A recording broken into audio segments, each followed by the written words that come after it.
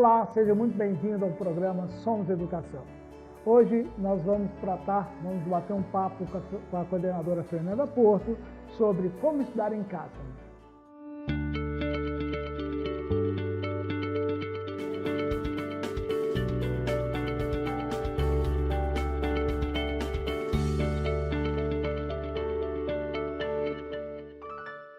Hoje estou aqui com a coordenadora Fernanda Porto para a gente conversar sobre procedimentos de estudo. Na realidade é como estudar, né? Porque o pai trabalha, a mãe trabalha e o filho às vezes fica em casa sozinho, principalmente o filho adolescente. Então assim, o que fazer com esse adolescente para que ele estude? Como organizar a rotina de estudo desse adolescente e até mesmo dos alunos que estão se preparando para o Enem, para o vestibular no final do ano. Então hoje a gente conversa sobre esse assunto. Tudo bem, Fernanda? Tudo bem, Marcelo? Animada? Muito, sempre. Muito aluno? Muito aluno. E muitos Os novos alunos também. Serviço, né? E muito serviço. Muito trabalho, né?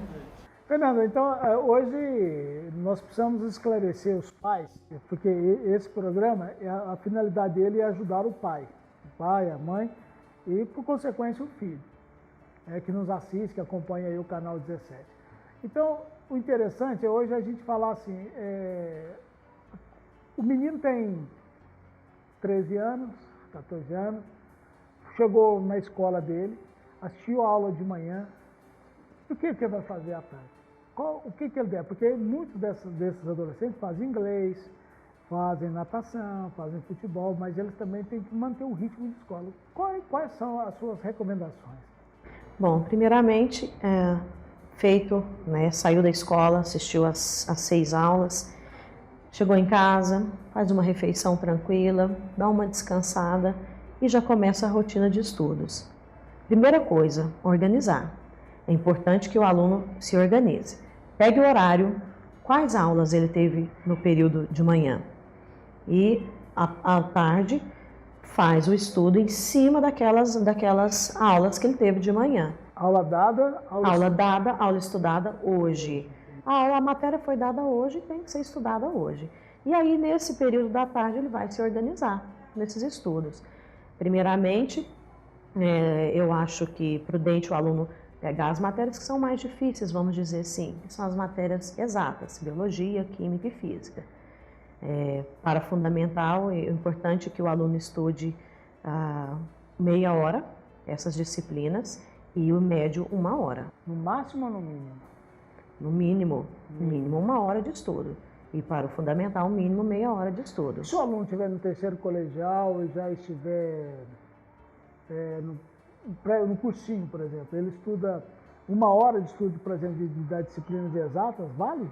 Não, aí para o pré-vestibular, terceiro colegial, é importante que o aluno estude no mínimo 2 horas essas disciplinas.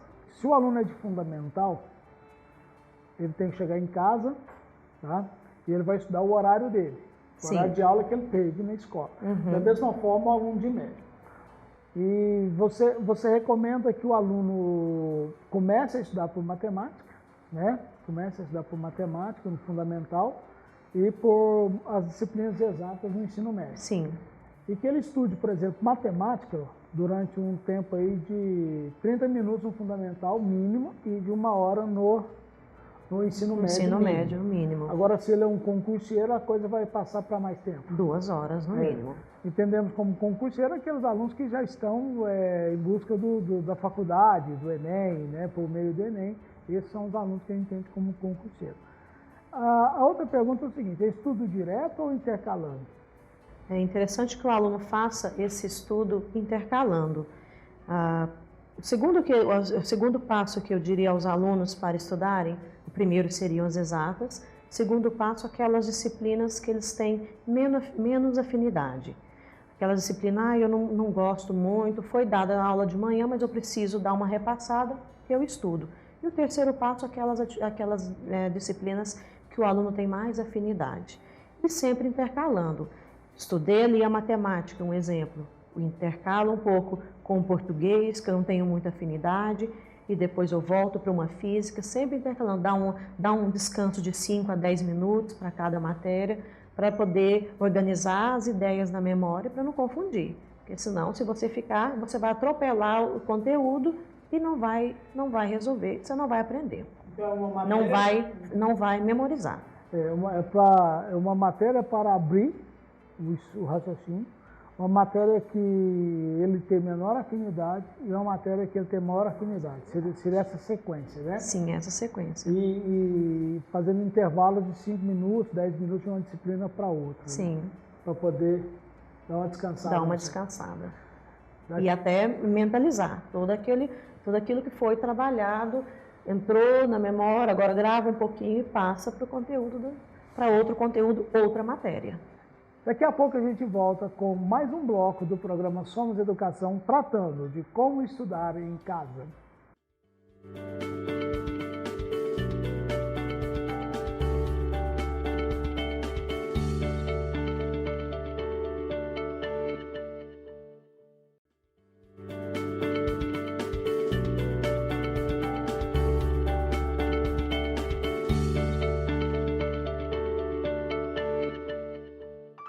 Estamos de volta com o segundo bloco do programa Somos Educação e hoje conversando com a coordenadora Fernanda Porto, falando sobre estudo em casa, que não é fácil. E estudar na escola é uma coisa, agora estudar em casa, aí muda tudo. Fernanda, melhor estudar fazendo grifo, resumo, escolhendo palavras para poder lembrar de um assunto, frases, que é chamada mnemônica, né?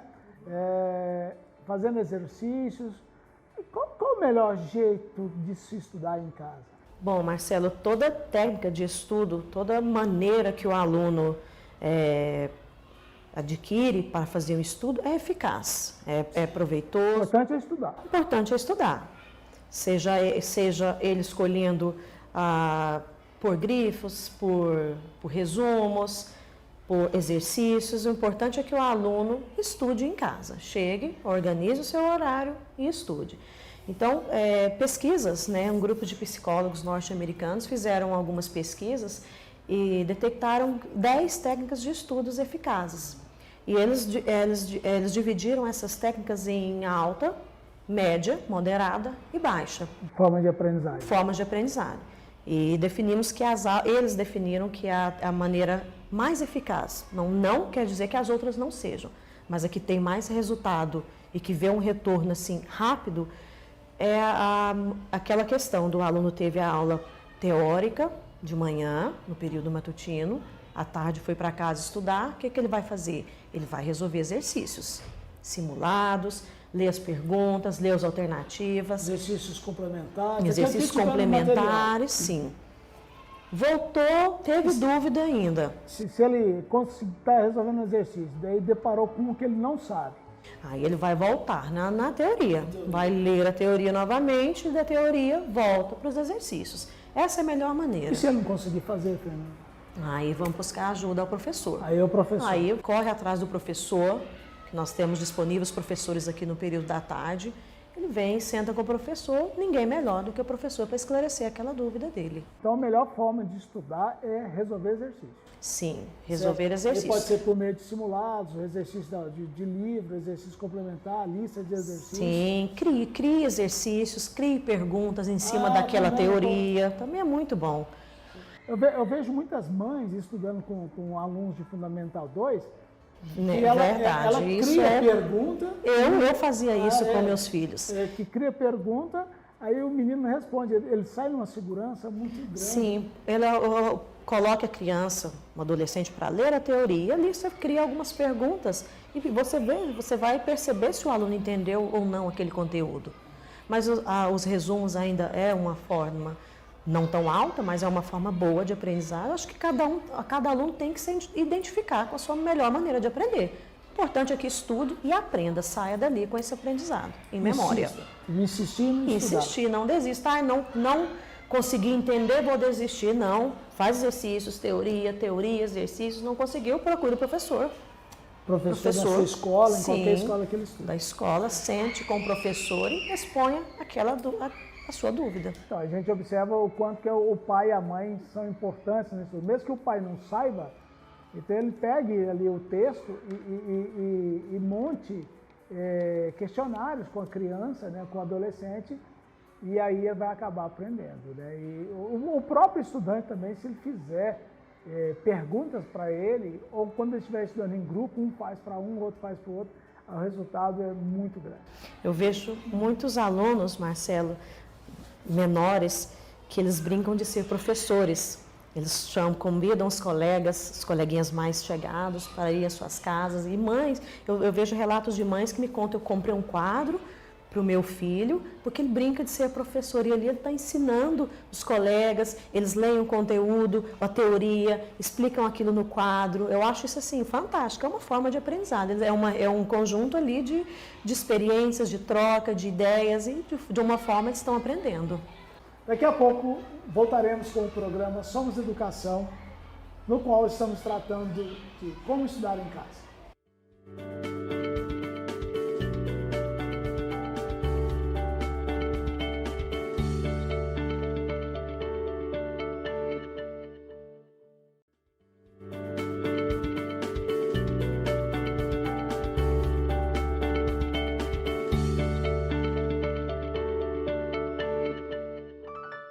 De volta com o programa Somos Educação, aqui no terceiro bloco do episódio Como Estudar em Casa. Fernanda, você falou há pouco que é importante, quando o aluno não consegue resolver a questão, que ele volte à teoria. Ele pode assistir uma videoaula? Sim, claro, com certeza. Isso resolve muito? Resolve muito. Nós hoje temos, tem muita aula tem no muitas YouTube, videoaulas. Da escola tem as próprias aulas armazenadas. Tem as próprias aulas armazenadas dentro da programação da escola, que eu acho que é extremamente importante. Como eu havia dito, toda maneira de estudo é válida. Usar a tecnologia em favor de aprender, né? Sim, e tem videoaulas hoje de 5, 6 minutos que não vai cansar. O aluno vai assistir aquilo ali, vai interessar, porque coisa muito longa também perde a concentração.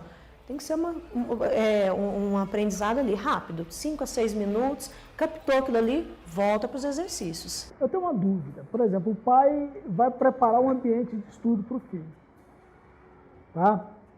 Na casa dele. Pode ser uma casa simples, pode ser uma casa luxuosa, ele vai preparar esse ambiente de estudo. Como deve ser esse ambiente de estudo? Esse ambiente não deve ser assim, uma poltrona deitada, né, Marcelo? Ou uma cama assim bem macia.